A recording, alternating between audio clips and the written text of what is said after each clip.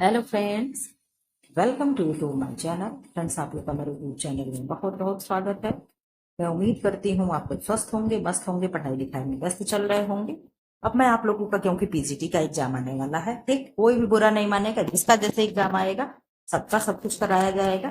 पहले पीजीटी का एग्जाम कब है? अक्टूबर में, ठीक है। तो जितना भी मेरे पास प्रैक्टिस सेट पीजीटी का पड़ा है, मैं पहले उसे पीवाईक्यू के तौर पे मैं उसे सॉल्व कराऊंगी। हो सकता है मैं एक एक दिन में आपको एक एक पूरा पूरा पेपर ही करा डालूं, भले ही 2-2 घंटा का वीडियो हो, ठीक है। वो चाहे मैं जैसे समय निकालूंगी, मेरे ऊपर है, ठीक। और इसके बाद फिर मैं टेंथ का कराऊंगी, या तो बीच बीच में जैसे होगा, मैं किसी दिन ये नहीं होगा तो मैं टेंथ का ही करा दूंगी, ठीक।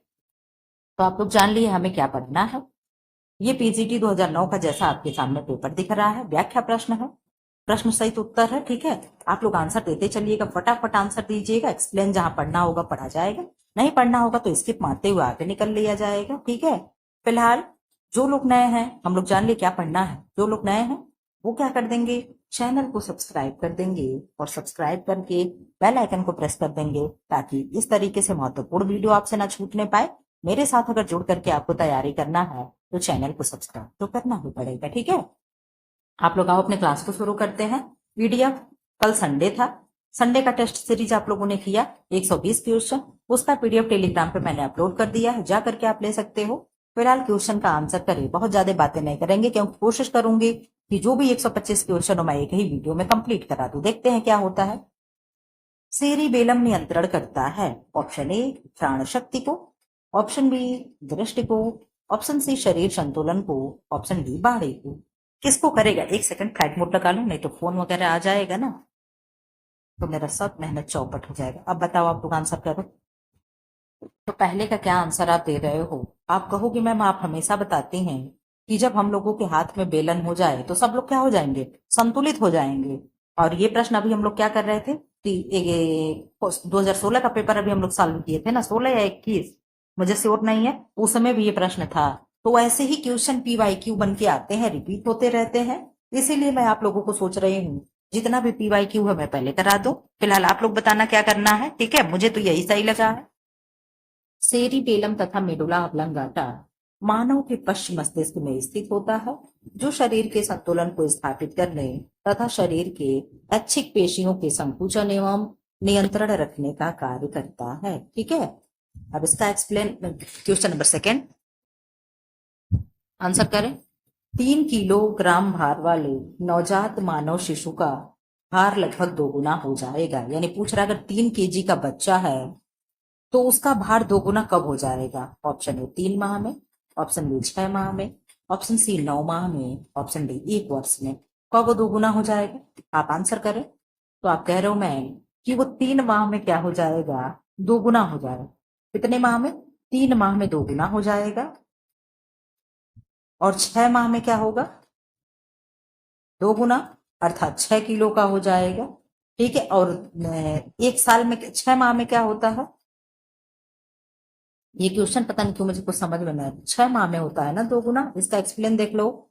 3 किलोग्राम भार वाले नवजात मानव शिशु का भार 3 माह में लगभग 2 गुना, अर्थात 6 केजी हो जाएगा। लड़का होगा तो 6 केजी का, लड़की होगी तो 5.4 केजी का हो जाता है। और लंबाई क्रमशः लड़का होगा तो 61.1 सेंटीमीटर, और लड़की होगी तो 60.2 सेंटीमीटर। ये आप लोग बताना, ये 3 माह है कि 6 माह? पता नहीं क्यों, नहीं यहाँ मैं कंफ्यूजन में हूँ। मुझे पता नहीं क्यों कुछ आंसर सही नहीं लग रहा। आप देख लेना तो इसको, जो है अभी बता दीजिए, इसका आंसर कर दीजिए। क्वेश्चन नंबर 3, निम्न में से कौन सा सामान्य वयस्क मानव का रक्तदाब एमएमएचजी में दर्शाता है? यानी इसके पूछने का मतलब है कि व्यक्ति का बीपी कितना होता है। बीपी, हम पीवी हमेशा लिखते हैं, ठीक। बीपी कितना होता है, सामान्य बीपी पूछ रहा है। ऑप्शन ए 120 से 80, option B 120/60, option C 120/100, option D 220/80। आप आंसर करते क्या होगा? इसका आंसर तो आपको बहुत अच्छे से पता होगा कि मैम जो ब्लड प्रेशर होता है 120/80 mmHg होता है। mmHg क्या होता है? पारा में डिनोट करते हैं, इसीलिए इसे एचजी कहते हैं, mmHg नहीं करते हैं, ठीक। 120 क्या है और 80 क्या है? क्या सिस्टोल है, क्या डायस्टोल है? तो आप कह रहे हो मैम डी से डायस्टोल होता है और डी से डाउन होता है। तो 120/80 हम ऐसे अगर लिखेंगे तो डाउन यानी नीचे क्या है, 80 है, तो 80 क्या हो जाएगा, डायस्टोल हो जाएगा, 120 क्या हो जाएगा, सिस्टोल हो जाएगा। ठीक है, इस तरीके से हम लोग पढ़ते हुए चलेंगे। इसका एक्सप्लेन पढ़ने की जरूरत है, हमें तो नहीं लग रहा है। यहाँ पे देख लो, जबकि उच्च रक्तचाप से पीड़ित व्यक्ति का रक्तदाब 140 से 90 FMHg या अधिक होता है, यानी जिन्हें बीपी का जो पेशेंट होते हैं, जिन्हें हाइपरटेंशन हुआ होता है, उनकी बीपी 140 से अबव होती है। ठीक है, इसका आंसर कर दो। क्वेश्चन नंबर 4 का, सौगर्भता काल की अवधि होती है। ऑप्शन ए, अंडे के निर्माण से उसके गर्भाशय पहुंचने तक। ऑप्शन बी, अंडे के निर्माण से उसके शुक्राणु से मिलने तक। ऑप्शन सी, निषेचन से जन्म तक। ऑप्शन डी, जन्म से लेकर 4 सप्ताह तक। क्या होगा आंसर? सौगर्भता काल की अवधि हम किसे कहते हैं? तो आप बहुत अच्छे से इसका आंसर दे पा रहे होगे कि सौगर्भता मतलब 100 मतलब 7 और गर्भता मतलब गर्भ के साथ। तो गर्भावस्था के साथ निषेचन से लेकर के जन्म तक की अवस्था को हम कहते हैं। ठीक है, इस तरीके से तोड़ करके शब्दों को पढ़ा करें तो जो चीजें कंफ्यूजन में होगा वो आपको लर्न हो जाएगा। यहाँ पे मैं एक्सप्लेन पढ़ूंगी, उसके पहले आप आंसर कर दें। डे में कितना होगा, ठीक है, डे वाला बता दें, मंथ बता दें, चंद्रमास बता दें, और क्या बताना है आपको, और वीक बता दें। आप ये कमेंट बॉक्स में करते रहे, एक्सप्लेन मैं पढ़ दे रही हूँ। सौगर्भता की अवधि निषेचन से जन्म तक होती है। युग्मनज का भ्रूणीय विकास डिंब वाहिनी में अविलंब शुरू होता है और सौगर्भता आरंभ हो जाती है। मानव सौगर्भता की औसत अवधि लगभग 280 दिन या 40 सप्ताह होती है। 2 आंसर तो आपको यही मिल गया। और इसकी गणना आर्तव चंद्र के प्रथम दिवस से की जाती है। ठीक है, इस तरीके से एक्सप्लेन भी हम लोग पढ़ते चलेंगे, लेकिन आंसर हम लोग स्पीड बनाए रखेंगे। ठीक है, बिल्कुल भी इधर उधर टाइम नहीं बर्बाद करेंगे, क्योंकि आप लोगों का भी समय बहुत कीमती है, मेरा भी समय बहुत कीमती है, सबको मालूम है एक दूसरे की दुख। ठीक, क्वेश्चन नंबर 5 का आंसर करें। स्त्री अंडाशय में एस्ट्रोजन व प्रोजेस्टेरोन उत्पन्न होता है। ऑप्शन ए, ग्राफियन पुटिका या पुटक व कार्पस लुटियम से। ऑप्शन बी, ट्यूनिका ओवेरिया व कार्पस एक्विकेंस से। ऑप्शन सी, ग्रेफियन व अट्रेटिक फॉलिकल से। ऑप्शन डी, अंतराली कोशिकाओं एवं कार्पस लुटियम से। आप आंसर कर दे, 5 का क्या आंसर हो जाएगा? क्वेश्चन बहुत ही अच्छे अच्छे हैं, मैं फटाफट कोशिश करूंगी जितने भी साल का है, जो 7-8 साल का है, मैं सब आप लोगों को मैं तुरंत PYQ करा दूं इधर। ठीक है, क्योंकि आप लोग का एग्जाम होने वाला है PGT वालों का। तो आंसर हो जाएगा ग्रेफियन पुटिका व कार्पस लुटियम में। एक्सप्लेन इसका हम जरूर पढ़ेंगे, अगर होगा तो जरूर। ठीक, इधर आंसर कर दें, अरे पढ़ते रहें। स्त्री अंडाशय में प्रोजेस्ट्रॉन प्रोजेस्ट्रॉन होगा। ठीक, प्रोजेस्ट्रॉन हार्मोन का श्रावण कार्पस लुटियम द्वारा होता है। इसे गर्भ हार्मोन कहते हैं, क्योंकि सामान्य गर्भावस्था के लिए आवश्यक हार्मोन है, जबकि एस्ट्रोजन स्त्री अंडाशय के ग्रेफियन फॉलिकल्स द्वारा स्रावित होते हैं। ठीक है, क्वेश्चन नंबर 6 का आंसर करते। दूध में स्टार्च की मिलावट का परीक्षण होता है। ऑप्शन ए, पोटेशियम परमैंगनेट के द्वारा। ऑप्शन बी, आयोडीन की विलयन के द्वारा। ऑप्शन सी, लैक्टोमीटर के द्वारा। ऑप्शन डी, इनमें से कोई नहीं। लैक्टोमीटर से क्या टेस्ट करते हैं? तो लैक्टोमीटर से दूध की शुद्धता मापते हैं। क्या मापते हैं? दूध की शुद्धता मापते हैं। तो इसका आंसर हो जाएगा बी, यानी आयोडीन की विलयन द्वारा। आप लोग फटाफट आंसर करते रहें, मेरे आंसर का आप लोग इंतजार ना करें, आप लोग अपना आंसर करते रहें। दूध में स्टार्च की मिलावट का परीक्षण आयोडीन के विलयन के द्वारा किया जाता है। दूध में स्टार्च है या नहीं, इसके लिए दूध में कुछ बूंदे आयोडीन टिंचर या आयोडीन विलयन को डाला जाता है। अगर दूध का रंग नीला हो जाए तो स्टार्च की उपस्थिति प्रमाणित हो जाती है। यानी अगर दूध ब्लू कलर का हो जाए तो हम क्या मानेंगे? उसमें स्टार्च मिलावट है। ठीक है, कौन सा टेस्ट होता है? आयोडीन टेस्ट होगा। कलर कैसा होगा? ब्लू हो जाएगा। ठीक है, जो वस्तुएं व सेवाएं परिवार के सदस्यों को बिना धन के उपयोग से प्राप्त होती हैं, वो कहलाती हैं। ऑप्शन ए, वास्तविक आय। ऑप्शन बी, अप्रत्यक्ष आय। ऑप्शन सी, मौद्रिक आय। ऑप्शन डी, मानसिक आय। 7 का आंसर करते हैं, आपको क्या होगा? तो 7 का आप आंसर कर रहे हो मैम, आंसर हो जाएगा अप्रत्यक्ष आय। क्या होगा?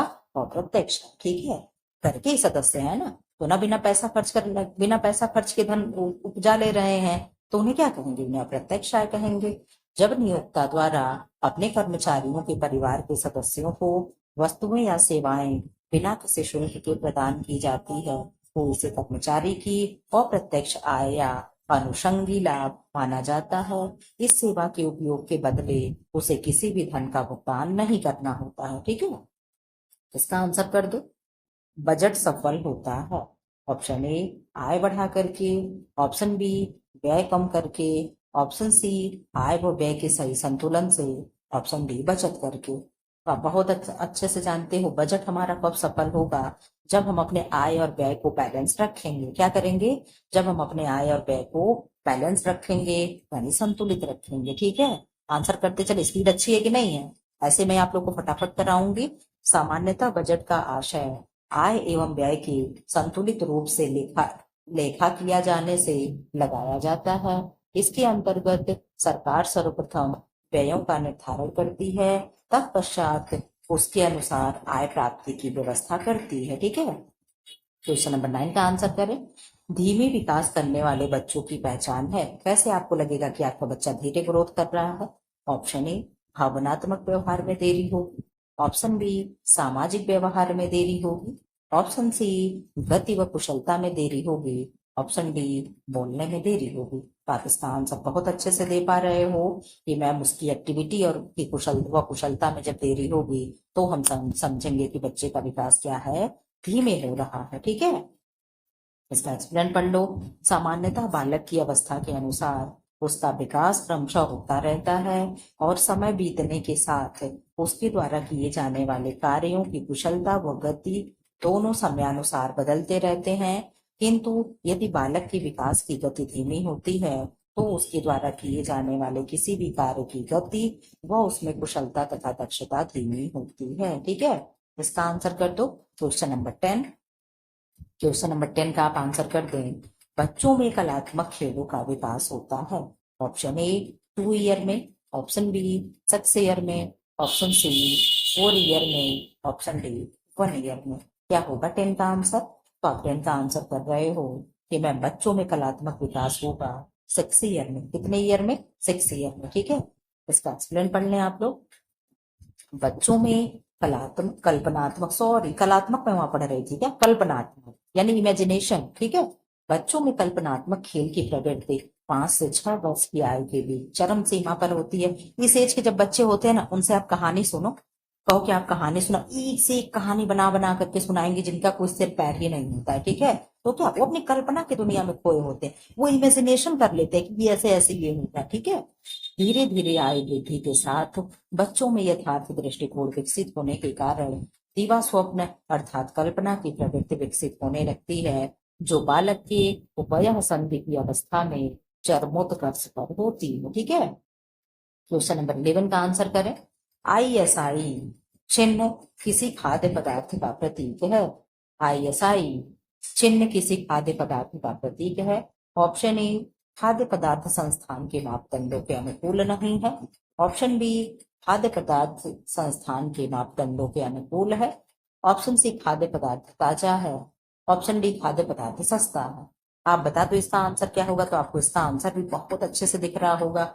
ये आंसर नहीं होगा, ये नहीं होगा, ये नहीं होगा, आंसर हो जाएगा बी। ठीक है, एक्सप्लेन हम लोग जरूर पढ़ेंगे। ISI का फुल फॉर्म पहले क्या है आप लोग बता दो, तो मुझे पहले ही पूछना चाहिए था आंसर दिखाने से पहले ही, पर कोई बात नहीं। जब किसी खाद्य पदार्थ पर ISI यानी इंडियन स्टैंडर्ड इंस्टीट्यूट मार्क लगाया जाता है तो यह इस बात का प्रतीक होता है कि संबंधित खाद्य पदार्थ संस्थान के मापदंड के अनुकूल है। इस दिशा में उसमें वे सभी पदार्थ व गुण विद्यमान होते हैं जिसके लिए वह तैयार किया गया होता है। ठीक है, क्वेश्चन नंबर 12 का आंसर कर दो। निम्न में से किस प्रकार का लेखा भविष्य योजना हेतु सहायक है? ऑप्शन ए दैनिक लेखा, ऑप्शन बी मासिक लेखा, ऑप्शन सी वार्षिक लेखा, ऑप्शन डी साप्ताहिक लेखा। साप्ताहिक लेखा क्या होगा 12 का आंसर? तो 12 का आंसर आप कर रहे हो मैम भविष्य योजना में सहायक होता है वार्षिक लेखा। कैसा? वार्षिक लेखा। ठीक है, वार्षिक लेखा भविष्य में योजना बनाने में सहायक होता है। इस लेखे के आधार पर ही निर्धारण किया जाता है कि आगामी संपन्न होने वाले कार्यों में कब और कहाँ कितना खर्च किया जाना है और किन स्रोतों से कितनी प्राप्ति होगी। ठीक है, ये सारा निर्धारण कर लेते हैं। ठीक, क्वेश्चन नंबर 13 का आंसर कर दे। समय हम लोग बहुत अच्छे से मेंटेन करते हुए ले चल रहे हैं। अगर इसी तरीके से समय रहा तो मैं एक ही वीडियो में मैं कंप्लीट करा दूंगी, ठीक है। परिधान के वस्त्रों के चुनाव में निम्न में से किस किस पर ध्यान देना चाहिए? ऑप्शन ए अवसर पे, ऑप्शन बी फैशन पे, ऑप्शन सी क्रियाशीलता पे, ऑप्शन डी में से सभी पे। 13 का आंसर कर दे आप लोग, क्या होगा? तो 13 का आंसर आप कर रहे हो कि मैम इनमें से सब हो जाएगा। क्या हो जाएगा? हम कपड़ा खरीदने जाते हैं तो उसके लिए क्या है अवसर, क्या है इस समय किस चीज का क्या है अवसर, ठीक, वो भी हम ध्यान में रखते हैं। फैशन का तो हम जरूर ही ध्यान रखते हैं कि किस चीज का फैशन चल रहा है। क्रियाशीलता पे भी ध्यान रखेंगे हम, यानी सब पे ध्यान रखेंगे, ठीक है। एक्सप्लेन पढ़ लें। निसंदेह परिधान से एक व्यक्ति का संपूर्ण व्यक्तित्व प्रभावित होता है। व्यक्ति के पहनावे से ही उसके संस्कार एवं संस्कृति तथा सामाजिक प्रतिष्ठा का सहज ही अनुमान लगाया जा सकता है। वस्त्रों द्वारा ही व्यक्ति की अभिरुचि परिलक्षित होती है, ठीक है। भावाभिव्यक्ति के लिए परिधान सर्वश्रेष्ठ साधन होता है। परिधान के वस्त्रों का चुनाव करते समय अवसर, फैशन, क्रियाशीलता, डिजाइन, शैली, रंग इत्यादि का ध्यान रखा जाता है, ठीक है। इधर आ जाओ। क्वेश्चन नंबर क्या है? Question number 14।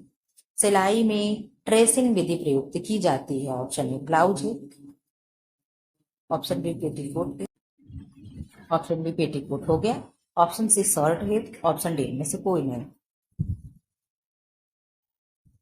तो क्या आंसर हो जाएगा? आंसर हो जाएगा ब्लाउज है, ठीक है। इसमें क्या होगा? ट्रेसिंग विधि प्रयुक्त की जाती है। एक्सप्लेन जरूर पढ़ेंगे हम लोग। सिलाई में ट्रेसिंग विधि का प्रयोग ब्लाउज की सिलाई हेतु प्रयोग किया जाता है। सिलाई के अंतर्गत मुख्यतः सीधी सिलाई, चौरस सिलाई, दोहरी चौरस सिलाई व उलटकर सिलाई इत्यादि विधियों का प्रयोग करते हैं, ठीक है। क्वेश्चन नंबर 15 का आंसर करते। 15 क्या है? डेफिनेशन है। प्रसार शिक्षा स्कूल के बाहर दी जाने वाली एक व्यवस्था है जिसमें प्रौढ़ व युवा व्यक्ति करके सीखते हैं। यह कथन है। ऑप्शन ए कहामा का, ऑप्शन बी कैल्सी व हेनरी का, ऑप्शन डी डॉक्टर रसमिंजर का, ऑप्शन डी हर्बल का। क्वेश्चन नंबर 15 का आंसर क्या होगा? तो 15 का आंसर हो जाएगा मैम, किसका होगा? डॉक्टर रसमिंजर का। किसका? डॉक्टर रसमिंजर का। प्रसिद्ध शिक्षाविद डी रसमिंजर महोदय ने प्रसार शिक्षा को परिभाषित करते हुए लिखा है कि प्रसार शिक्षा स्कूल के बाहर दी जाने वाली एक व्यवस्था है जिसमें प्रौढ़ व युवा व्यक्ति करके सीखते हैं, ठीक है। क्वेश्चन नंबर 16 का आंसर करते। केंद्रक क्रिया भाव में कोशिका में निम्न में से कौन अनुपस्थित होगा? Option A mitochondria, option B गुणसूत्र, ऑप्शन सी लाइसोसोम या लाइसोजोम, ऑप्शन डी डीएनए। इसका आंसर क्या होगा 16 का? तो 16 का आंसर आप कर रहे हो कि मैम हो जाएगा गुणसूत्र। क्या हो जाएगा? गुणसूत्र, ठीक। केंद्रक के अभाव में कोशिका में गुणसूत्र अनुपस्थित होगा क्योंकि केंद्रक का निर्माण गुणसूत्र के द्वारा ही होता है। ध्यातव्य है का मतलब होता है कि ज्ञात है, ठीक है। ज्ञात है कि गुणसूत्र या क्रोमोसोम्स सभी वनस्पतियों व प्राणियों की कोशिकाओं में पाए जाने वाले तंत्र रूपी पिंड होते हैं, यानी ये एनिमल में भी होते हैं और प्लांट्स में भी होते हैं, ठीक है। पिंड होते हैं जो सभी आनुवंशिक गुणों के वाहक होते हैं। कौन? गुणसूत्र, ठीक। क्वेश्चन नंबर 17 का आंसर करते। मनुष्य के सभी कृंतक व रत्नक तंत्र गिर जाने पर शेष बचेंगे। Option A 28, option B 20, option C 27, option B 24। तो कितने बचेंगे? आप बहुत अच्छे से जानते हो, सभी कृंतक व रत्नक गिर जाने पर शेष दांत बचेंगे। कितने? तो 20 बचते हैं। कितने? 20 होंगे। एक वयस्क मनुष्य, आप लोग दांत के कितने प्रकार हैं लिख दो, उनके नाम लिख दो कौन कौन से हैं, ठीक है। इतना काम आपका, फटाफट करिए। एक वयस्क मनुष्य के प्रत्येक जबड़े में 16 तथा कुल 32 दांत पाए जाते हैं, जिनमें 8 कृंतक होगा, 4 रदनक होगा, 8 अग्र चौड़क होगा और 12 चौड़क होगा, ठीक है। यदि किसी व्यक्ति के कृंतक व रदनक दांत गिर जाएं तो सिर्फ 20 दांत ही बचेंगे, ठीक है। क्वेश्चन नंबर 18 का आंसर करें। क्वेश्चन कैसे लग रहा है जरूर बताते चलिएगा। क्या ये सही है कि मैं पहले सारा पीजीटी का PYQ करा दूं? जितना भी प्रैक्टिस सेट है आप लोग जरूर बताना। क्वेश्चन नंबर 18 का आंसर कर दें। वृक्क की रचनात्मक व कार्यात्मक इकाई है। Option A neuron, option B nephron, option C dendron, option C axon. आप लोग ये नहीं समझ पा रहे हो कि ये जो पी वाई क्यू है जरूरी नहीं कि वही आ जाए, एक्सप्लेन से भी क्वेश्चन बन सकता है। एक्सप्लेन वाले बुक से मुझे पढ़ाने में बहुत अच्छा लगता है। अगर एबीसीडी में मान लो इसका आंसर ए होगा और अगर कहीं गलती से बी टाइप हो गया हो, तो अगर एक्सप्लेन आप पढ़ लोगे तो आपका क्लियर हो जाता है। इसलिए मुझे इस बुक से पढ़ाना बहुत अच्छा लगता है। तो क्वेश्चन नंबर ऑप्शन नंबर हो जाएगा बी, यानी नेफ्रॉन सही होगा। इसको हम लोग पढ़ेंगे। वृक्क यानी किडनी मानव शरीर की का एक महत्वपूर्ण अंग है भाई, ये तो है, जो मानव शरीर के अंदर हानिकारक तत्वों को बाहर निकालने एवं शरीर के तरल पदार्थ खनिजों आदि का नियमन करती है। वृक्क की रचनात्मक एवं कार्यात्मक इकाई नेफ्रॉन है, बिल्कुल सही है। प्रत्येक वृक्क में लगभग 1,30,000 नेफ्रॉन पाए जाते हैं, ठीक है। इसका आंसर कर दो क्वेश्चन नंबर 19। श्वसन क्रिया का नियंत्रण किसके द्वारा नहीं होता है? नहीं कुछ निगेटिव बताना है। ऑप्शन है केंद्रीय तंत्रिका तंत्र द्वारा, ऑप्शन बी पैरासिम्पैथेटिक तंत्रिका तंत्र द्वारा, ऑप्शन सी स्वचालित तंत्रिका तंत्र द्वारा, ऑप्शन डी सिंपैथेटिक तंत्रिका तंत्र। तो दो बार ऑप्शन दे दिया, क्यों? दो बार दे दिया कि नहीं दे दिया? तो दे दिया है, बिल्कुल। तो आप आंसर कर रहे हो मैम, ये सी वाला आंसर सही हो जाएगा। फिलहाल इसका एक्सप्लेन हम लोग पढ़ लें, बहुत ही महत्वपूर्ण है। श्वसन क्रिया का नियंत्रण एवं नियमन दो प्रकार से होता है, यथा तंत्रिकीय नियंत्रण तथा रासायनिक नियंत्रण। मस्तिष्क के मेडुला ऑब्लांगाटा में स्थित श्वसन केंद्र द्वारा केंद्रीय तंत्रिका तंत्र, पैरासिम्पैथेटिक तंत्रिका तंत्र तथा सिंपैथेटिक तंत्रिका तंत्र के माध्यम से श्वसन क्रिया नियंत्रित एवं नियमित होती है, ठीक है। क्वेश्चन नंबर 20 का आंसर करें आप लोग। क्वेश्चन कैसे लग रहे हैं, क्या इस तरीके से कर दें? क्वेश्चन नंबर 20, अंत श्वसन होता है। ऑप्शन ए श्वास नलिका में, ऑप्शन बी रक्त कोशिकाओं व ऊतकों के बीच, ऑप्शन सी फेफड़ों में, ऑप्शन डी इनमें से कोई नहीं या इनमें से किसी में भी नहीं। 20 का आंसर कर दो। तो आप 20 का आंसर कर रहे हो मैम, डी हो जाएगा, रक्त कोशिका व ऊतकों के बीच। इसका एक्सप्लेन पढ़ लें। सजीव कोशिकाओं में भोजन के ऑक्सीकरण के फलस्वरूप ऊर्जा उत्पन्न होने की क्रिया को कोशिकीय श्वसन या अंतः श्वसन कहते हैं। कोशिकीय श्वसन या अंतः श्वसन रक्त कोशिकाओं एवं ऊतकों के मध्य संपन्न होती है, ठीक है। क्वेश्चन नंबर 21 का आंसर कर दें। रोगी के लिए आहार नियोजित करते समय निम्न में से किस पर ध्यान दिया जाता है? ऑप्शन ए रोग का कारण जानना, ठीक। ऑप्शन बी आहार की प्रकृति कैसी है, ठंडी है कि गर्म? कहते हैं ना कि दही ठंडा है, केला ठंडा है, ये सब क्या है? ये सब प्रकृति है आहार की। रोगी की भोजन संबंधी आदतें, यानी उसे क्या पसंद है क्या नहीं पसंद है, इनमें से सभी। तो आई थिंक इनमें से सभी हो जाना चाहिए। तो इनमें से सभी क्या है, सही होगा, ठीक है। अब आहार नियोजन का अर्थ ऐसी योजना बनाना जिसमें सभी पौष्टिक तत्व उचित व संतुलित मात्रा में उपस्थित हो। परंतु आहार योजना यदि किसी रोगी के लिए तैयार की जा रही हो, तो आहार योजना तैयार करते समय रोगी के रोग का कारण, आहार की प्रकृति तथा रोगी का भोजन संबंधी आदतों को ध्यान रखना अति आवश्यक होता है, ठीक है। क्वेश्चन नंबर 22 का आंसर कर दे।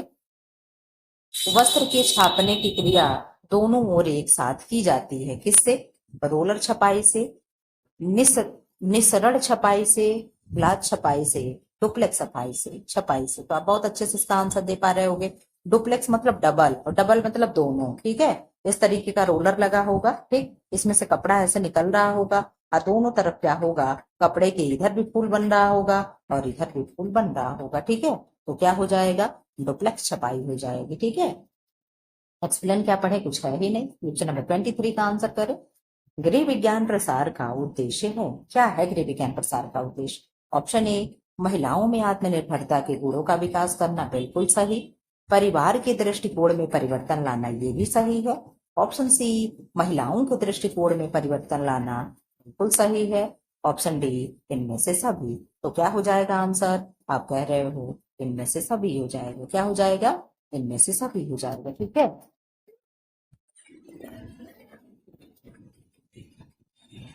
एक्सप्लेन इसका जरूर आप लोग पढ़ो, बीच बीच में एक ही काम आता रहता है, पर कोई नहीं। एक्सप्लेन पढ़ लो आप लोग। गृह विज्ञान का सामान्य अर्थ गृह प्रबंध से संबंधित कार्यों के क्रमबद्ध एवं व्यवस्थित अध्ययन से होता है। गृह विज्ञान के प्रसार के मुख्य उद्देश्य निम्नलिखित है। महिलाओं में आत्मनिर्भरता के गुणों का विकास करना, परिवार के दृष्टिकोण में परिवर्तन लाना, महिलाओं के दृष्टिकोण में परिवर्तन लाना, और क्या है, महिलाओं का उत्थान एवं विकास करना, महिलाओं में गृह प्रबंध व्यवस्था के दृष्टिकोण को विकसित करना। ठीक है, इस तरीके से आप लोग पढ़ते हुए चलेंगे, कोई भी जल्दीबाजी नहीं, जो भी पढ़ेंगे अच्छे से पढ़ेंगे। ठीक है, आप लोगों को इससे हेल्प मिल रहा होगा। अगर नहीं मिल रहा तो भी बता दो कि नहीं मैम फालतू में लेकर के आएंगे। ठीक, क्वेश्चन नंबर 24 का आंसर कर दो आप लोग। 24 क्या है, जीव द्रव्य जिन्हें हम प्रोटोप्लाज्म कहते हैं, क्या कहते हैं, प्रोटोप्लाज्म कहते हैं, की कार्बनिक अणुएं हैं। ऑप्शन ए प्रोटीन है, कार्बोहाइड्रेट्स है, ऑप्शन सी वसा तथा न्यूक्लिक अम्ल यानी डीएनए और आरएनए है, ऑप्शन डी प्रोटीन, कार्बोहाइड्रेट्स, वसा और न्यूक्लिक अम्ल है यानी डीएनए आरएनए दोनों है। डीएनए आरएनए का आप लोग फुल फॉर्म बता दो तो, कि डीएनए क्या है, आरएनए क्या है। 24 का आंसर करते हैं तो 24 का आंसर हो जाएगा डी। मैंने तेरा नहीं बनाया, पहले दिखा दिया। चलो खैर कोई बात नहीं, आप लोग ऐसे एक्सपर्ट हो चुके हो, आप लोग वाकई सच में बता रहे, दिल से सैल्यूट करते हैं आप लोगों को। आप लोग बहुत अच्छा आंसर दे रहे हैं, बहुत अच्छा कर रहे हैं आप लोग। इसी तरीके से तैयारी बनाए रहो। जहां जो फॉर्म भरा है, एक सीट आप लोगों की रखी है, लेकिन पढ़ाई ऐसे ही कंटिन्यू होनी चाहिए। ये नहीं कि बीच में छोड़ दिया, आ ही नहीं रहा है, बहुत ज्यादा ओवर एक्साइटेड में गलती कर दिए, तो ये सब चीजें नहीं आपको करनी है। ठीक है, जीव द्रव्य, प्रोटीन, कार्बोहाइड्रेट्स, वसा तथा न्यूक्लिक अम्ल जिन्हें डीएनए और आरएनए कहते हैं, आदि के बने होते हैं। जीव द्रव्य को जीवन का भौतिक आधार माना जाता है, क्योंकि जीवों की समस्त जैविक क्रियाएं इसी में संपन्न होती हैं। यह एक रंगहीन, अपारदर्शक तथा अर्ध तरल पदार्थ है, जिसमें अकार्बनिक अकार्बनिक कार्बनिक वसा और प्रोटीन, ठीक है, पदार्थ घुले होते हैं। ठीक, क्वेश्चन नंबर 25 का आंसर करते हैं। क्वेश्चन नंबर 25, ग्रामीण जनता के साथ मैत्री भाव स्थापित करने तथा उनकी समस्याओं को हल करने में सहायता करने से के उद्देश्य से श्री निकेतन योजना का प्रयोग प्रारंभ किया गया। यानी श्री निकेतन योजना किसने शुरू किया, सीधे सीधे इसके कहने का मतलब यही है। ऑप्शन ए हैच द्वारा यानी स्पेंसर हैच द्वारा, ऑप्शन बी अल्बर्ट मेयर द्वारा, ऑप्शन डी रविन्द्रनाथ टैगोर द्वारा, ऑप्शन डी महात्मा गांधी द्वारा। इन सबके द्वारा क्या क्या खोला गया आप लोग ये बता दो, और इसका श्री निकेतन की स्थापना किस सन में की गई, सन भी आपको बताना है। इतना आपका है, अभी आप लोग बताते चलो। फिलहाल इसका आंसर हो जाएगा श्री रविन्द्रनाथ टैगोर द्वारा। अब यहाँ श्री लगा हुआ है, इनके आगे भी आप सम्मान देने के लिए श्री लगा करके और आप पढ़ लीजिएगा कि श्री निकेतन श्री रविन्द्रनाथ टैगोर जी द्वारा, मतलब टैगोर द्वारा खोला गया या स्थापित किया गया। ठीक है, इसका एक्सप्लेन हम लोग पढ़ लें। श्री निकेतन योजना का प्रारंभ श्री रविन्द्रनाथ टैगोर द्वारा महोदय जी द्वारा ग्रामीण जनता के साथ मैत्री भाव स्थापित करने तथा उनकी समस्याओं को हल करने में सहायता करने के उद्देश्य से किया गया। रविन्द्रनाथ टैगोर द्वारा समाजशास्त्री श्री LM हस्त से सहयोग लेकर वर्ष 1920 में 8 ग्रामों में यह शुरू की गई थी। प्रश्न ये भी बन सकता है कि शुरुआत में कितने गांवों में बने थे, तो 8 गांव में। किसके सहयोग से, तो LM हस्त से। कब बना था, 1920 में। 3 से 4 प्रश्न बनेंगे। ठीक है, क्वेश्चन नंबर 26 का आंसर कर दो। व्यवस्थापन प्रक्रिया का पहला चरण कौन सा है। ऑप्शन ए नियंत्रण है यानी कंट्रोलिंग है, ऑप्शन बी मूल्यांकन यानी इवैल्यूएशन है, ऑप्शन सी योजना यानी प्लानिंग है, ऑप्शन डी दर्शन है। आप बता दो क्या होगा। तो आप बहुत अच्छे से जानते हो, हम किसी भी चीज में पहले प्लान करते हैं। हम पहले प्लान करेंगे, मेरा बर्थडे आ रहा है तो क्या करेंगे, आप लोगों को बुलाएंगे कि नहीं बुलाएंगे। ठीक है, तो क्या है, ये मैंने पहले अपना प्लान कर लिया ना कि आप लोग को मुझे नहीं बुलाना है। ठीक, तो आंसर क्या हो जाएगा, सी। बुरा मत मानना, ठीक मुझे नहीं बुलाना है। क्वेश्चन इसके एक्सप्लेन पढ़ लो। व्यवस्थापन प्रक्रिया का पहला चरण योजना या नियोजन होता है। तत्पश्चात योजना के अनुरूप ही संगठन संरचना तैयार की जाती है। तत्पश्चात संगठन के अनुरूप कर्मचारियों की नियुक्ति, उनका नियमन निर्देशन अभिप्रेरणा नेतृत्व व नियंत्रण किया जाता है।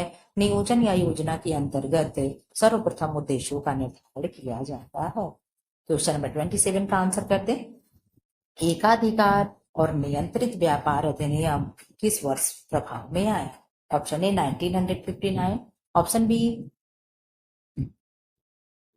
1069, ऑप्शन सी 1973, ऑप्शन डी 1979। तो बी वाला तो बिल्कुल आंसर नहीं होगा कि बी ही होगा, बी वाला आंसर होगा, लेकिन बी में कुछ तो है पार्ट। इसमें ये 1069 नहीं होगा, 1969 ही होगा। ठीक है, क्या होगा? 1969 ही होगा, 1000 तो कुछ है ही नहीं। ठीक, तो इसका एक्सप्लेन हम लोग पढ़ लें। इसका आंसर बी ही होगा। एकाधिकार और नियंत्रित व्यापार अधिनियम, जिसे एमआरटीपी कहते हैं, मोनोपोली। ठीक है, एकाधिकार तो मोनोपोली हो गया। इसका एमआरटीपी का आप लोग जरा नेट पे सर्च करके फुल फॉर्म बताएं तो, मुझे नहीं इस समय याद आ रहा। ठीक है, क्या होगा? एमआरटीपी, इसका फुल फॉर्म बताएं मुझे। एक्ट वर्ष 1969 से प्रभाव में आया। मैं कहती हूँ ना, अगर एबीसीडी दिया हो तो वो आंसर उतने परफेक्ट नहीं होते हैं जितना कि ये एक्सप्लेन किया हुआ हो जाता है। ठीक है, इसीलिए एक्सप्लेन वाला मुझे पढ़ाने में अच्छा लगता है। आया, इस अधिनियम में आर्थिक व्यवस्था के परिचालन से सामान्य हित के विपरीत आर्थिक शक्ति का केंद्रीकरण न होने, एकाधिकारों पर नियंत्रण रखने, एकाधिकार और अवरोधक व्यापार तथा उससे जुड़े हुए और संबंधित मामलों के लिए प्रावधान करता था। नोट, अब इसके स्थान पर प्रतिस्पर्धा अधिनियम 2002 लागू है। ठीक है, क्वेश्चन नंबर 27। अब यहाँ पे क्वेश्चन नंबर 28 आप लोग देख लो। क्वेश्चन नंबर 28 क्या है?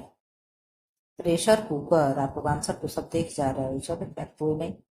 प्रेशर कुकर की वाष्प के दबाव को नियंत्रित करने के लिए किसका प्रयोग करते हैं? सुरक्षा वाल्व का, निकास नली का, रबड़ का छल्ला, जिसे हम लोग वो क्या कहते हैं, उसको क्या कहते हैं, रबड़ के छल्ले को पता नहीं क्या कहते हैं, याद ही नहीं आ रहा है। वेट यानी सीटी, जिसे हम लोग सीटी कहते हैं, सीटी को वेट कहते हैं। रबड़ का छल्ले को क्या कहते हैं? अब हाँ, केवल रबड़ ही कहते हैं, कुकर का रबड़। ठीक, ढक्कन का रबड़, हाँ ठीक है। तो क्या हो जाएगा आंसर? आप कह रहे हो सुरक्षा वाल्व। क्या होगा? सुरक्षा वाल्व। ठीक है, इसका एक्सप्लेन कर पढ़ लें। प्रेशर कुकर के वाष्प के दबाव को नियंत्रित करने के लिए सुरक्षा वाल्व यानी सेफ्टी वाल्व का प्रयोग किया जाता है। जब प्रेशर कुकर में दबाव नियंत्रित क्षमता से अधिक हो जाता है और वाष्प सीटी के माध्यम से बाहर नहीं निकलता, तो यह वाल्व कुकर से स्वतः निकल जाता है, जिससे कुकर फटने से बच जाता है। मैं बना करके आपको दिखा सकती हूँ। इस तरीके का अगर मान लो कुकर है, ठीक है, यहाँ पे इसका बीच में लगा हुआ ढक्कन है, यहाँ से ऐसे लग करके आता है, यहाँ पे इसका क्या हो जाता है? ढक्कन हो जाता है। आपको मैम ये कौन सा ढक्कन है? खैर कोई नहीं, ठीक है। और ये क्या हो गया? ये सीटी वाला स्थान हो गया इसका ऊंचा सा। ठीक, और यही क्या होता है? नीचे ऐसा गोल सा लगा होता है, यही क्या होता है? सेफ्टी वॉल्व होता है, ढक्कन के नीचे होगा। ठीक है, और यही क्या होता है? फट जाता है जब ऊपर क्या होता है? सीटी देने में कभी असमर्थ हो जाए, इसके सीटी में कुछ फंस जाता है, तो ये क्या करता है? ये अपने आप को उड़ा देता है और कुकर फटने से बच जाता है। आई थिंक आप लोग समझ गए होंगे। क्वेश्चन नंबर 29 का आंसर करते हैं। कंजेस्टिव हृदय रोग के रोगी का प्रतिदिन के आहार में सोडियम की मात्रा होनी चाहिए। ऑप्शन ए 1000 मिलीग्राम से अधिक, ऑप्शन बी 800 mg मिलीग्राम, हाँ mg, option C 500 milligram, option D 500 milligram से कम। तो क्या हो जाएगा?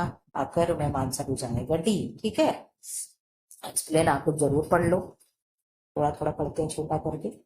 कंजेस्टिव कंजेस्टिव हार्ट डिजीज एक ऐसी स्थिति है जिसमें हृदय शरीर की आवश्यकता के अनुसार रक्त पंप नहीं कर पाता। ठीक है, हृदय के कमजोर हो चुके प्रकोष्ठ रक्त को पुनः हृदय में और आसपास की वाहिनियों में लौटा देते हैं। इसके कारण तरल पदार्थ अवरोध उत्पन्न कर देता है, जिसका प्रभाव, एक सेकेंड, आप लोग हो सकता है आवाज थोड़ी सी गड़बड़ आ रही हो, थोड़ा सा माइक सही कर ले, पता नहीं क्यों मुझे ऐसा लगा। ठीक है, माइक क्या ब्लूटूथ ही है, मैं ब्लूटूथ लगा करके पढ़ाती हूँ। माइक का अब तक मैंने प्रयोग नहीं किया, आवाज इससे भी अच्छी खासी आती है।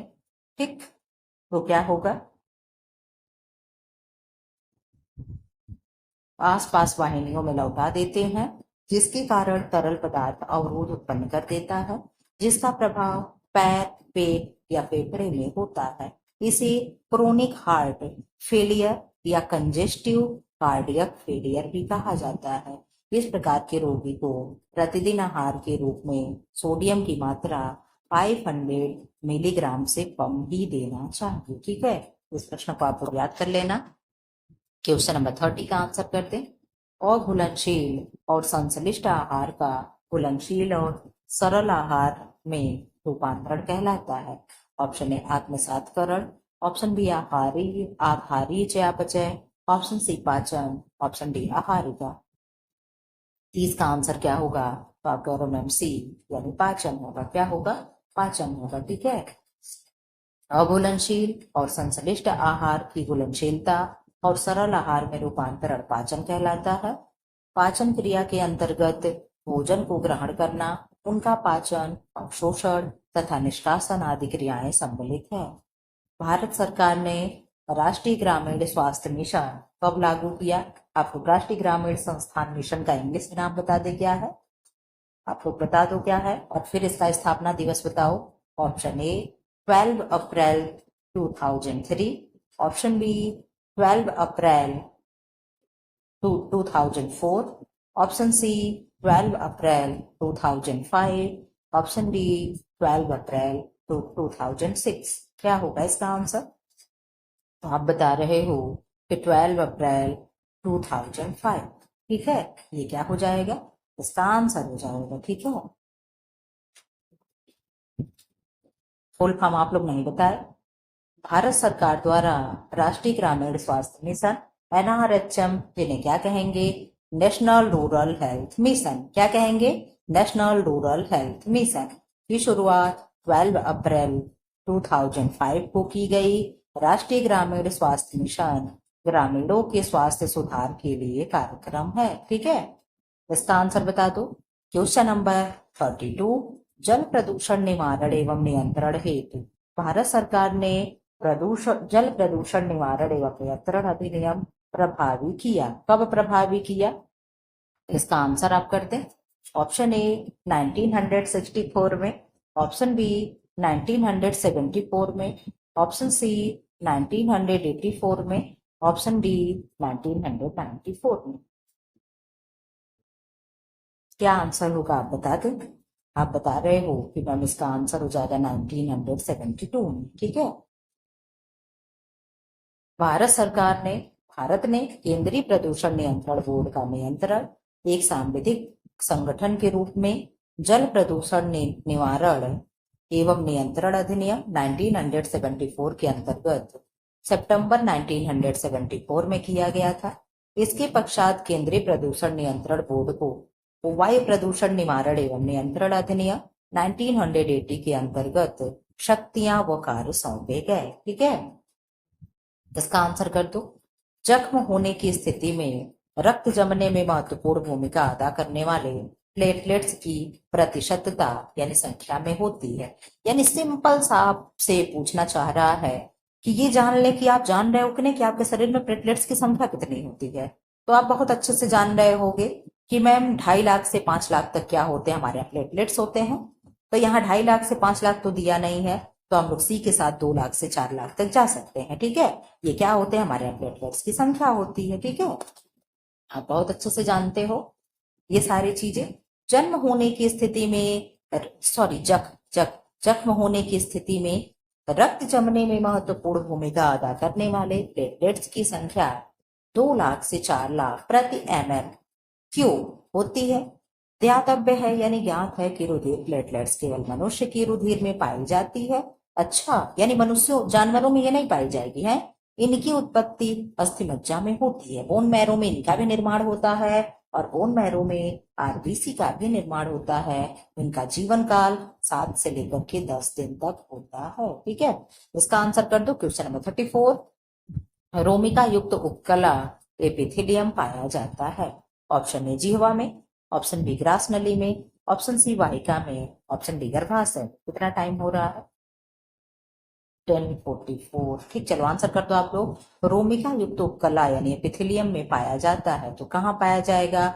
जिह्वा में। कहाँ? जिह्वा में, यानी जबान पे, जीभ पे। ठीक है, टंग पे। रोमिका युक्त उपकला यानी एपिथेलियम जिह्वा में पाया जाता है। जिह्वा अधिकांश जीव जंतुओं के शरीर का आवश्यक अंग है। मुख ग्रासन गुहिका के फर्श पर मोटी पेशीय चलायमान जिह्वा स्थित होती है तथा इसका पिछला भाग फ्रेनलम लिग्वी तथा पेशियों के द्वारा मुख गुहा के तलवाइड उपकरण व जबड़े की अस्थियों से जुड़ा रहता है। ठीक है, तो इसका आप लोग स्क्रीनशॉट लेना चाहिएगा तो ले लीजिएगा। क्वेश्चन नंबर 35 का आंसर कर दो। पाठथान, कमखाव, आबे रमा तथा हिमरस और अमरस भारत के किस परंपरागत वस्त्र के प्रकार हैं? ऑप्शन ए पीताम्बर, option B patola, option C कलमदार, ऑप्शन बी ब्रोकेड। 35 का आंसर कर दें तो आप आंसर कर रहे हो मैम ब्रोकेड। इन सबका अर्थ बता दो। कमखाव का मतलब क्या होगा, आबे रमा का मतलब क्या होगा, और आबे रमा और क्या होता है शबनम। इन सबका आप लोग अर्थ बताते चलो क्या क्या होता है, ठीक है, एक्सप्लेन लिखते चलो। चलो यहाँ पे पढ़ने का कोई मतलब नहीं, आगे निकल चलो। क्वेश्चन नंबर 36 का आंसर आप करते हैं। 36 क्या है? जननेंद्रिय की वृद्धि के लिए कौन सा हार्मोन उत्तरदायी है? ऑप्शन ए वृद्धि hormone, option B gonadotropic hormone, option C thyrotropic hormone, option D adrenocorticotropic hormone. 36 का क्या आंसर होगा?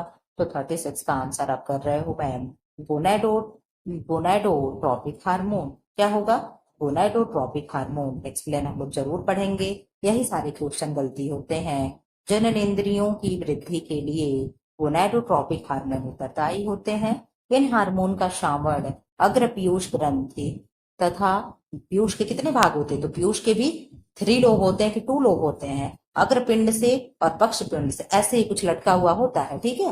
तो अग्रपिंड बड़ा होता है, पक्षपिंड छोटा होता है। अग्रपिंड से लगभग लगभग 7 या 9 प्रकार के हार्मोन रिलीज होते हैं, ठीक है। इसीलिए इसको मास्टर ग्लैंड कहते हैं, ठीक। इसीलिए इसको क्या कहते हैं? मास्टर ग्लैंड कहते हैं। एक सेकेंड। इन हार्मोन का श्रावण अग्र पीयूष ग्रंथि द्वारा होता है। नर में FSH यानी फोलिकल स्टिमुलेटिंग हार्मोन सेमिनोफेरस नलिकाओं को उद्दीप्त करके शुक्र जनन को प्रभावित करता है तथा माता में FSH यानी हार्मोन पुटक वृद्धि को उद्दीप्त करता है, ठीक है। Question number 36। अब इधर आ जाओ। क्वेश्चन नंबर 37 क्या होगा?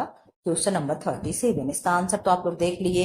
इंसुलिन का श्रावण होता है। ऑप्शन ए यकृत द्वारा, अग्नाशय द्वारा, जठर द्वारा, जिह्वा द्वारा। तो आप बहुत अच्छे से जान रहे हो कि मैम इसका इंसुलिन का श्रावण जो होता है अग्नाशय की यानी पैनक्रियाज की लैंगरहैंस द्वीपिका से होता है। लैंगरहैंस के बीटा द्वीपिका से होता है। बीटा यानी कोशिका से, ठीक है। लैंगरहैंस द्वीपिका के बीटा कोशिका से होता है। अल्फा सेल से क्या निकलता है? अल्फा कोशिका से आप बताते तो अल्फा से ग्लूकागॉन निकलता है। क्या? ग्लूकागॉन निकलता है। इंसुलिन एक पेप्टॉइड हार्मोन है जो अग्नाशय के अंतःस्रावी भाग लैंगरहैंस की द्वीपिकाओं की बीटा कोशिकाओं से स्रावित होता है।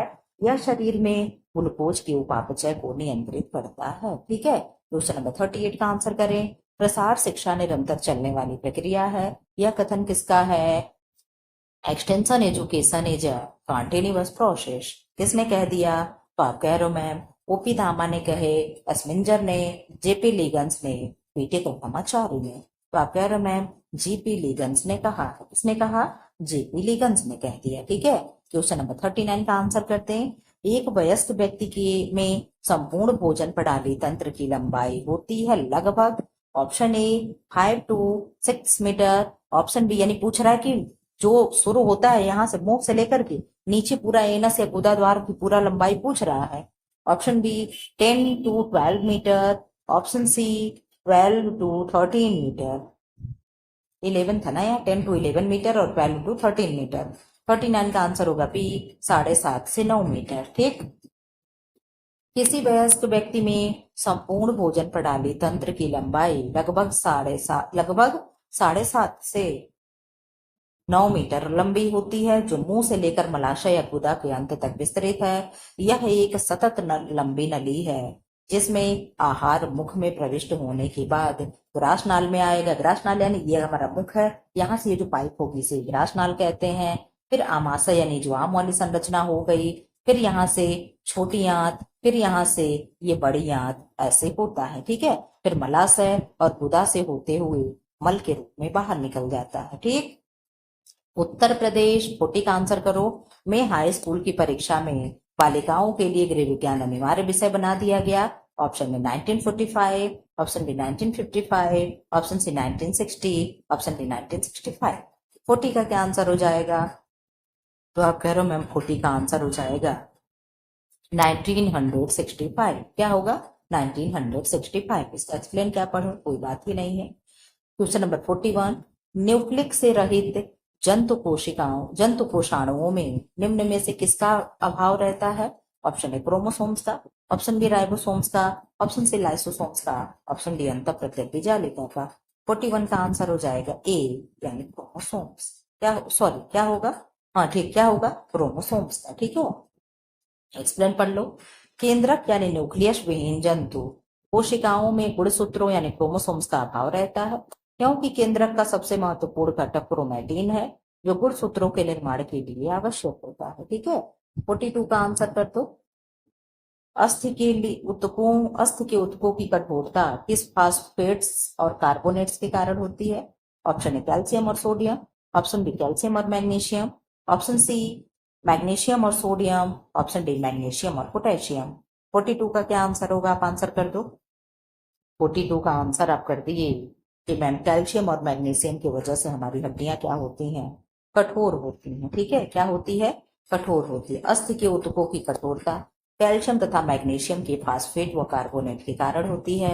अस्थियों का लगभग 39% भाग ओसीन तथा प्रोटीन, ओशीन नामक प्रोटीन, सॉरी अस्थियों के प्रोटीन को क्या कहते हैं, ओसीन कहते हैं, तथा लगभग 61% भाग मुख्यतः कैल्शियम तथा मैग्नीशियम के फास्फेट का बना होता है। ठीक है, क्वेश्चन नंबर 43 का आंसर कर दें। शरीर की सबसे लंबी अस्थि है?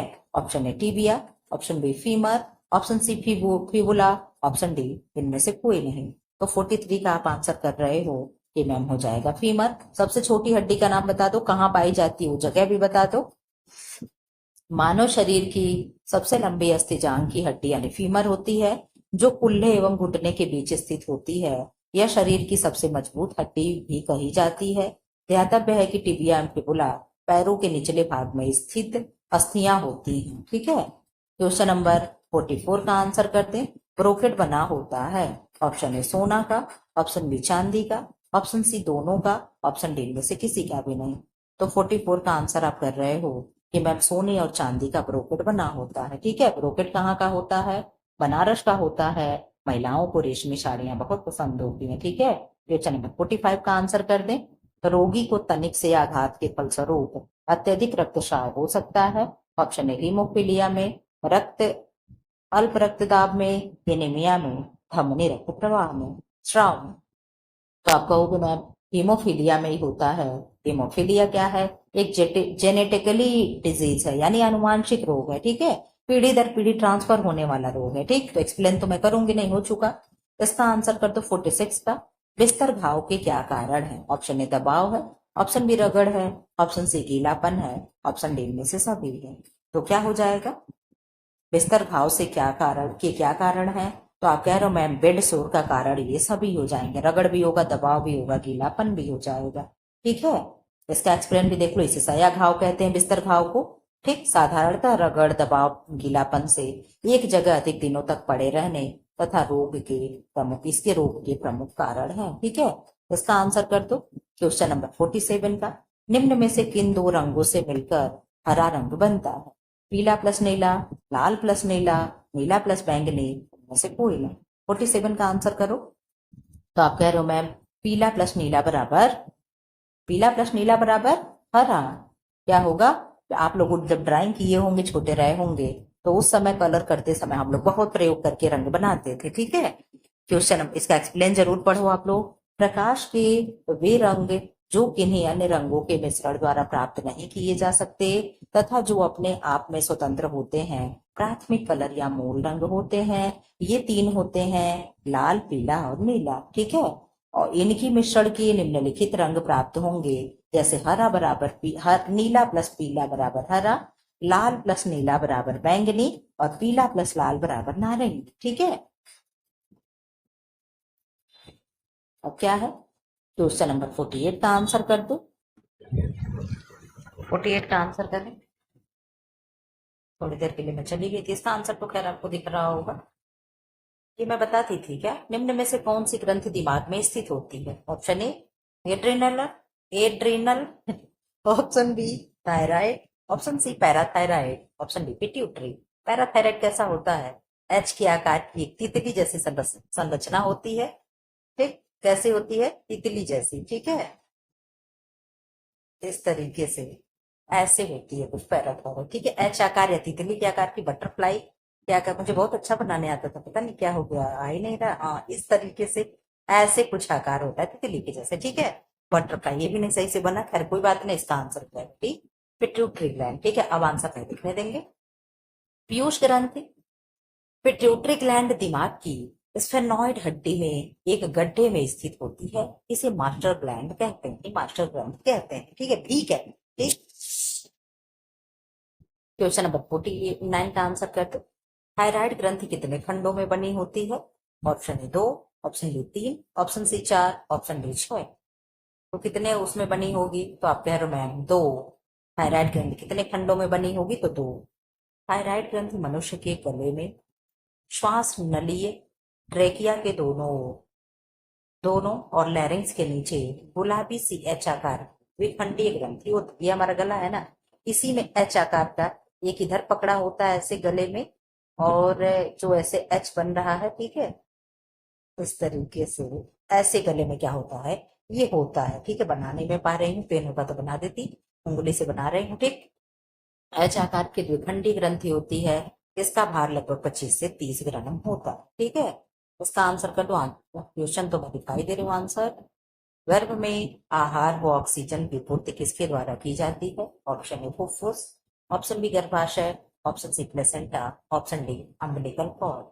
50 का आंसर दे दे क्या होगा? मैं सोच रही थी एक ही पार्ट में करा दूं, लेकिन एक्सप्लेन पढ़ते पढ़ते टाइम ज्यादा हो जा रहा है। ठीक है, आप लोग का समय ज्यादा हो जाएगा, इसलिए मैं 2 पार्ट में ही लाऊंगी, एक में हो पाना संभव नहीं है। अभी 50 क्वेश्चन पे हम लोग चल रहे हैं, और आपका मिनट भी 50-55 हो रहा है। ठीक है, 52 हो रहा है, तो इस तरीके से तो नहीं हो पाएगा, 2 पार्ट में करके लाऊंगी। फिर भी 125 का आधा 62-63 होगा, इतना मैं करा दूंगी। तो इसका आंसर हो जाएगा प्लेसेंटा। क्या होगा? प्लेसेंटा। प्लेसेंटा के द्वारा, जो कि गर्भाशय की दीवार की ऊपरी सतह से जुड़ी होती है, ऑक्सीजन, एक सेकंड वेट पहले, ऑक्सीजन, एक ग्लूकोज तथा अन्य पोषक तत्व अम्बिलिकल कार्ड से होते हुए बच्चे तक पहुंचता है। ठीक है, या पहुंचाया जाता है। क्वेश्चन नंबर 51 का आंसर कर दें। पेशियों की अस्थियों से जोड़ती है। आप लोगों को आंसर यहाँ करना है, बोन टू बोन किससे जुड़ेगा? B B A B B जा रहे थे बोलने। ठीक, B plus B equal to क्या होगा? मैं बहुत बार करा चुकी हूँ। पेशियों से अस्थियों को कौन जोड़ता है? ऑप्शन कंडरा यानी टेंडर, ऑप्शन बी प्रावरणी यानी फाह्य, ऑप्शन सी कंकाल यानी एस्केलेटन या स्केलेटल। ठीक, और ऑप्शन डी इनमें से सभी। तो आंसर क्या हो जाएगा? आप कह रहे हो मैम पेशियों की अस्थियों से जोड़ने वाली संरचना जो होती है, जो भी होगा, इसे हम कंडरा कहेंगे यानी टेंडन कहेंगे। और बीबीएल का आप लोग आंसर दे दिए, बहुत अच्छे। बी प्लस बी बराबर एल, यानी बोन प्लस बोन किससे कनेक्ट करेगा? लिगामेंट से। गुड, ऐसे आप लोग अपनी तैयारी को करते रहें। भगवान है, भगवान आप लोगों के साथ। कहते हैं ना, शिक्षा कभी धोखा नहीं देती। ठीक, आपकी मेहनत कभी आपको धोखा नहीं देगी। आज नहीं तो कल आपको नौकरी जरूर मिलेगी। ठीक है, बस शिद्दत से आप पढ़ते रहें। पेशियों को अस्थियों से जोड़ने वाले शरीर को कंडरा यानी टेंडन कहते हैं। टेंडन पेशियों को हड्डियों या उपास्थियों से जोड़ते हैं। टेंडन संघन कोलेजन तंतुओं से बने संयोजी ऊतकों की मजबूत डोरी के जैसी संरचना होती है, जो गहन पेशियों की चारों ओर स्थित एपिथेलियम का विस्तार है। ठीक है, अब ये सीधा राजा क्वेश्चन नंबर 52 का आंसर करते। सिस्टोलिक दाब होता है जब, सिस्टोल और डायस्टोल अभी आप लोगों को मैं पढ़ाई 120 और 80। तो सिस्टोल क्या होगा, डायस्टोल क्या होगा? आप लोग बताओ। 80 सिस्टोल है, और आप लोगों को बताना ए में लिख रहे हैं और बी। ठीक, ए 120 और बी 80। अब आपको बताना है दोनों में से क्या है। ठीक, आप लोगों को, आपको केवल ये लिखना ए या बी, मैं समझ जाऊंगी आप सिस्टोल समझ पा रहे हो। ठीक, सिस्टोल क्या है, डैशटोल क्या है। ठीक है, तो आप कमेंट बॉक्स में आंसर कर दिए कि मैम सिस्टोल यानी 120 ए, हम लोग समझ गए। ठीक, तो आंसर कर दो। रक्तदाब निम्न होता है। ऑप्शन बी रक्तदाब सर्वाधिक होता है, ऑप्शन सी रक्तदाब नहीं के बराबर होता है, ऑप्शन डी में से कोई नहीं। क्या आंसर हो जाएगा 52 का? 52 का क्या आंसर होगा? 52 का आंसर हो जाएगा, क्या होगा? रक्तदाब सर्वाधिक होता है। कब? रक्तदाब सर्वाधिक होता है। यहाँ पर लो आप लोग यही चीजें दिया है, तो बाद में लाइव एक्सप्लेन करा ही देती हूँ। किसी व्यक्ति के रक्तचाप को सिस्टोलिक अथवा डायस्टोलिक रक्तचाप के रूप में अभिव्यक्त किया जा सकता है। सिस्टोलिक अर्थात धमनियों की उच्च रक्तचाप, जबकि डायस्टोलिक निम्न रक्तचाप को दर्शाता है। ध्यातव्य है यानी ज्ञात है कि एक सामान्य व्यक्ति के सिस्टोलिक एवं डायस्टोलिक रक्तचाप का अनुपात 120/80 जी होता है। ठीक है, अगर एक्सप्लेन ना पढ़ना होता, केवल आंसर आंसर करना होता ना, तो 125 क्वेश्चन मैं एक वीडियो में करा देती। लेकिन ऐसे पढ़ने का क्या मतलब, जब हम लोग थोड़ी सी चीजें अंदर जाकर के ना पढ़े तो। ठीक है, तो उसका कोई मतलब नहीं। आखिर रोज हम लोग को 10-40 पे कुछ ना कुछ करना ही होता, तो हम लोग यही सब करते रहेंगे। खैर कोई नहीं, आप लोग पढ़ते रहो। वसा में घुलनशील विटामिन है। मैं आप लोगों से हमेशा कहती हूँ, जितने भी वाटर सोलुबल विटामिन है, फैट सोलुबल विटामिन है, और उनसे किन के कमी से होने वाले रोग है, उनके केमिकल नेम, ये सारी चीज आपको एकदम लर्न होना चाहिए, और लगभग लगभग बच्चों को लर्न हुई है। ठीक है, तो 53 का आंसर कर दे क्या होगा, वसा में घुलनशील विटामिन। तो आप कह रहे हो ma'am vitamin A, option A और बी और सी होगा, ऑप्शन बी ए और ई होगा, ऑप्शन सी बी और के होगा, ऑप्शन डी विटामिन सी और डी होगा। तो क्या होगा, आप आंसर कर रहे हो वसा में घुलनशील विटामिन ए और ई है। क्या है, ए और ई है। इसका एक्सप्लेन पढ़ लो।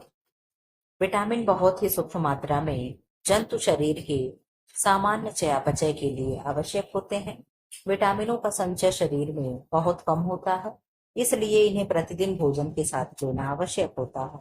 अभी तक लगभग 20 विटामिनों का पता चल पाया है, जिसमें से विटामिन बी एवं सी जल में, जबकि शेष अन्य वसा में घुलनशील होते हैं।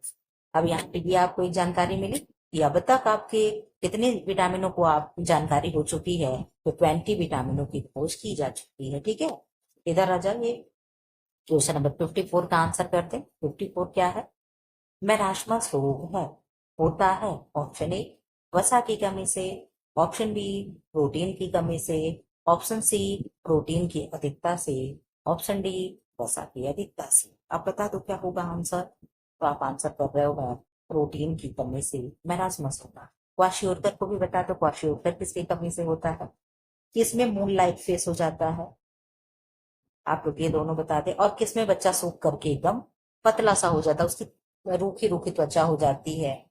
ये सब आप लोग आंसर करते हैं। एक सेकंड, मैरास्मस रोग आहार में प्रोटीन की कमी के कारण उत्पन्न रोग है। यह सामान्यतया छोटे बच्चों में अधिक पाया जाता है। इस रोग में पीड़ित की शारीरिक वृद्धि रुक जाती है, तथा सामान्य से कम ताप, कमजोर मांसपेशियां और पेट का सिकुड़ना आदि लक्षण प्रकट होते हैं। तो आप यहाँ तो देखो पेट सिकुड़ गया, तो इसमें तो ये सारे लक्षण होंगे नहीं, तो ये लक्षण किसमें होंगे, क्वाशियोर्कर में। ठीक है, क्वाशियोर्कर में ही मून लाइक फेस हो जाता है। क्वेश्चन नंबर 55 का आंसर दे दें। पिंड ग्रंथि का कार्य है, ऑप्शन ए टेस्टोस्टेरोन का शामल, ऑप्शन बी प्रोजेस्टेरोन का निर्माण, ऑप्शन सी सोमैटोट्रोपिक का निर्माण, ऑप्शन डी में से सभी। 55 का आंसर कॉपी क्या होगा, तो 55 का आप आंसर कर रहे हो कि मैम प्रोजेस्टेरोन का निर्माण हो जाएगा। क्या होगा, प्रोजेस्टेरोन का निर्माण हो जाएगा। ठीक, डिंब ग्रंथि का प्रमुख कार्य प्रोजेस्टेरोन हार्मोन का निर्माण करना है। डिंब ग्रंथि स्त्री जननांग का एक भाग है, जो गर्भाशय के दोनों ओर स्थित होती है। इसके ऊपर ही डिंब नलिका की तंत्रिका होती है। ठीक, क्वेश्चन नंबर 56 का आंसर देने के लिए रेडी हो जाइए। सामान्यतः मनुष्य को प्रोटीन की कितनी मात्रा दी जाती है, यहाँ पे इसके हिसाब से आप लोग आंसर मत दीजिएगा। आप लोग अभी आज के आरडीए के हिसाब से आंसर दीजिए, जो रिवाइज होकर के आया है कि 1 kg वेट के हिसाब से कितना केजी या कितना ग्राम प्रोटीन दिया जाता है। आज के अकॉर्डिंग बताइए आप लोग, ये ऑप्शन छोड़ दीजिए। आप लोग पहले आंसर कर लो एक दो लोग, तब मैं देख लूं, तब मैं अपना आंसर बताऊं। यहाँ मैं वेट करूंगी। वेरी गुड, वेरी नाइस, आप लोगों ने आंसर कर दिया। मैम 0.83 ग्राम। ठीक है, क्या होगा, पर केजी वेट के हिसाब से इतना हमें प्रोटीन इंटेक करना है। Good, very good, very nice answer. ये एक्सप्लेन भी नहीं पढ़ाऊंगी, इसका आंसर कर दे 57। निम्न में से उच्च संवेग का क्या कारण है, ऑप्शन ए शारीरिक, ऑप्शन बी मानसिक, ऑप्शन सी पारिवारिक, ऑप्शन डी में से सभी। क्या आंसर हो जाएगा, 57 का आंसर कर दें। 57 का आंसर होगा डी, यानी इनमें से सभी। ठीक, इधर आ जाओ। आप लोगों को मैं ऐसा फील कराती हूँ कि बिल्कुल भी ये ना लगे कि मैं आपके पास नहीं हूँ। आपको बिल्कुल भी ये लगे कि मैं पढ़ा रही हूँ, आप पढ़ रहे हो, प्रेजेंट टाइम में मैं हूँ। ये ना लगे कि क्लास रिकॉर्डेड है, ठीक है। मैं लाइव क्लास तो नहीं कर पाती हूँ, ना मैंने कभी ट्राई किया। एक बार मैंने ट्राई किया तो भी गलती गलती से लग गया था, ठीक है। मैं लगा रही थी प्रीमियर, लेकिन लग गया लाइव, ठीक है। तो अपने आप चला था, मुझे कुछ मालूम भी नहीं था, बहुत शुरू शुरू में जब क्लास चल रहा था। मैं कोशिश करूंगी कि कभी लाइव भी पढ़ाऊं, लेकिन लाइव के लिए यही है कि नेट वगैरह एकदम बिल्कुल स्ट्रांग हो, ना खत्म हो। खैर अभी नहीं, ये सब चीजें प्रयोग किया जाएगा बाद में। फिलहाल अभी आपको का एग्जाम है, तो इसमें पढ़ने की जरूरत है, गंभीर होने की, ना कि इधर उधर चंचलता दिखाने की, ठीक है। अभी जैसे हम लोग जहां हैं वहां आप इसे पढ़ते चलो। एक ऐसा भावात्मक स्थिति जब मनुष्य का शरीर उद्दीप्त अवस्था में होता है, संवेग कहलाता है। एक मनुष्य में उच्च संवेग शारीरिक, मानसिक या पारिवारिक कारण से हो सकता है। संवेग को निम्नलिखित घटक प्रभावित करते हैं: परिवार का आकार, सामाजिक वातावरण, माँ बाप के सोचने का स्तर, सामाजिक आर्थिक स्तर, शारीरिक स्वास्थ्य और विद्यालय का वातावरण। ये सब क्या है? ये संवेग को प्रभावित करने वाले फैक्टर है, ठीक है। यहाँ आंसर कर दो। करघे का मुख्य भाग है। करघे के कितने भाग होते हैं? करघे को इंग्लिश में लूम कहते हैं। क्या कहते हैं? लूम कहते हैं। तो टाइप ऑफ लूम कितने होते हैं? आपने कहा में 5 पार्ट होते हैं, ठीक है। मतलब ये मत समझना कि करघे प्रकार 5 होते, नहीं, उसके भाग 5, पार्ट पार्ट, ठीक, टाइप ऑफ लूम पार्ट, ठीक है। Option A cloth beam, option B shuttle, option C harness. और क्या होगा? Cloth beam, shuttle, harness. और ऑप्शन डी इनमें से सभी। बाकी दो का आप लोग नाम बता दो। दो का नाम आप लोग बता दें तो आंसर हो जाएगा, क्या आंसर होगा? डी, यानी ये सभी। दो का नाम आप लोग बता दो। करघा एक प्रकार का कपड़ा बुनने वाला उपकरण है। इसकी सहायता से धागों में खिंचाव रखा जाता है, जिससे धागे की एक दूसरे में बुनाई करके कपड़ा बनाया जा सके। करघे के मुख्य भाग में क्लॉथ बिम, शटल तथा हॉर्नेस को शामिल किया जाता है। आप लोगों को आज 6 PM पे कौन सा क्लास मिलेगा? तो 6 PM पे आप लोगों को टेक्सटाइल से मैंने कुछ क्वेश्चन लिया है, वन लाइनर है, जाकर के वहां देखिएगा। 16 या 17 मिनट का वीडियो, बहुत अच्छा, वहां पे वीडियो जाकर के देखना। कैसा लगा फिलहाल आप लोग बताना। मैं अपने मुंह से ही क्या कहूँ कि बहुत बढ़िया, बहुत बढ़िया, ठीक है। आप लोग भी बता देना कैसी क्लास लगी, ठीक। इसका आंसर कर दो फिलहाल। पानी के स्टेरिलाइजेशन के लिए प्रयुक्त करते हैं। Option A chlorine, option B bleach, option C soda और साइट्रिक अम्ल, ऑप्शन डी इनमें से सभी। क्या हो जाएगा? आप आंसर कर रहे हैं कि मैम इनमें से सभी हो जाएगा। क्या होगा? इनमें से सभी हो जाएगा, ठीक है। इसका मैं डिस्क्राइब पढ़ाऊंगी। पानी का स्टेरिलाइजेशन एक ऐसी प्रक्रिया है जिसमें जल के अंदर घुली अशुद्धियों एवं हानिकारक जीवाणुओं को रासायनिक तत्वों, क्लोरीन, ब्लीचिंग पाउडर, सोडा तथा साइट्रिक अम्ल आदि की सहायता से बाहर निकालकर उसे पीने योग्य बनाया जाता है, ठीक। क्वेश्चन नंबर 60 का आंसर कर दें। गर्भाधान से 2 सप्ताह की अवस्था कहते हैं। ऑप्शन ए बीजावस्था, ऑप्शन बी भ्रूणावस्था, ऑप्शन सी फीटस अवस्था, ऑप्शन डी में से कोई नहीं। इसको आप लोग विस्तार से देख लीजिएगा, ये सारे स्टेजेस बहुत ही इंपॉर्टेंट होते हैं। तो गर्भाधान से 2 सप्ताह की अवस्था को हम बीजावस्था कहते हैं, और फिर 2 सप्ताह से 2 माह की अवस्था को हम क्या कहते हैं? कमेंट बॉक्स में आंसर कर दो। और 2 माह से लेकर के जन्म तक की यानी बर्थ तक की अवस्था को हम क्या कहते हैं? आप आंसर कर दो। तो आप कह रहे हो मैम 2 से 2 मंथ तक को भ्रूणावस्था कहते हैं, और फीटस अवस्था 2 माह से बर्थ तक। यही सही है ना? क्यों? आप लोग अपना आंसर करो। यहाँ पे देख लो क्या है। स्त्री की गर्भावस्था को सामान्यतः 3 अवस्थाओं में विभाजित किया जाता है, जिसमें बीजावस्था गर्भाधान से 2 सप्ताह तक की अवधि है, भ्रूणावस्था तीसरे सप्ताह से 2 माह की अवधि है, एवं गर्भकालीन अवस्था तीसरे माह से लेकर जन्म तक चलती है, ठीक है। क्वेश्चन नंबर 61 का आंसर कर दो। मच्छर भगाने वाली दवाओं में सक्रिय रसायन कौन सा होता है? Option A erythrin, option B पोलिथ्रिन, option C sulphur, option D acetylene. ये सब देख लो, ऐसे भी प्रश्न बन रहे हैं, तो आप लोगों को ये सब चीजें भी पढ़नी है। तो आप आंसर कर रहे हो मैम एलिथ्रिन। क्या होगा? एलिथ्रिन। मच्छर भगाने वाली दवाओं में सक्रिय रसायन एलिथ्रिन होता है। एलिथ्रिन सिंथेटिक कीटनाशकों का एक समूह है। यह एक संश्लेषित पायरेथ्रॉइड्स है, जो कि क्रिसेंथमम नामक फूल से प्राकृतिक रूप से प्राप्त किया जाता है। ठीक है, क्वेश्चन नंबर 62 का आंसर कर दो। डाउन सिंड्रोम एक आनुवांशिक विकार है जो होता है। सिंड्रोम आप लोग जानते होंगे, Down syndrome, Patau syndrome, Klinefelter syndrome, ये सारे सिंड्रोम्स होते हैं। और इन सारे सिंड्रोम्स में होते क्या है, तो गुणसूत्रों की संख्या में परिवर्तन होगा, किसी में गुणसूत्रों की संरचना में परिवर्तन होगा, यही सारी चीजें होती। जैसे 46 गुणसूत्र हैं तो किसी में 45 ही रह जाएगा, किसी में 47 हो जाएगा, यही क्या होता है, ऐसे गुणसूत्रों में तो परिवर्तन हो जाते हैं। ठीक है, तो पटाउ सिंड्रोम में क्या होता है, पटाउ सिंड्रोम में 13वें गुणसूत्र में क्या होता है, परिवर्तन हो जाता है। ठीक है, किस गुणसूत्र में, 13वें गुणसूत्र में, मुझे याद आया मैंने बता दिया। 62 का आंसर कर दो। डाउन सिंड्रोम एक आनुवांशिक विकार है जो होता है। ऑप्शन ए गुणसूत्रों की संख्या में परिवर्तन के कारण, ऑप्शन बी गुणसूत्रों की संरचना में परिवर्तन के कारण, ऑप्शन बी यहाँ संख्या है यहाँ संरचना है, डीएनए की संरचना में परिवर्तन, आरएनए की संरचना में परिवर्तन। 62 का आंसर कर दिया, क्या होगा, 62 का आंसर हो जाएगा ए, गुणसूत्रों की संरचना में परिवर्तन। ठीक है, यहाँ देख लो आप लोग बहुत अच्छे से इसको पढ़िएगा, स्क्रीनशॉट ले लीजिएगा। डाउन सिंड्रोम एक आनुवांशिक विकार है जो गुणसूत्रों की संख्या में परिवर्तन के कारण उत्पन्न होता है।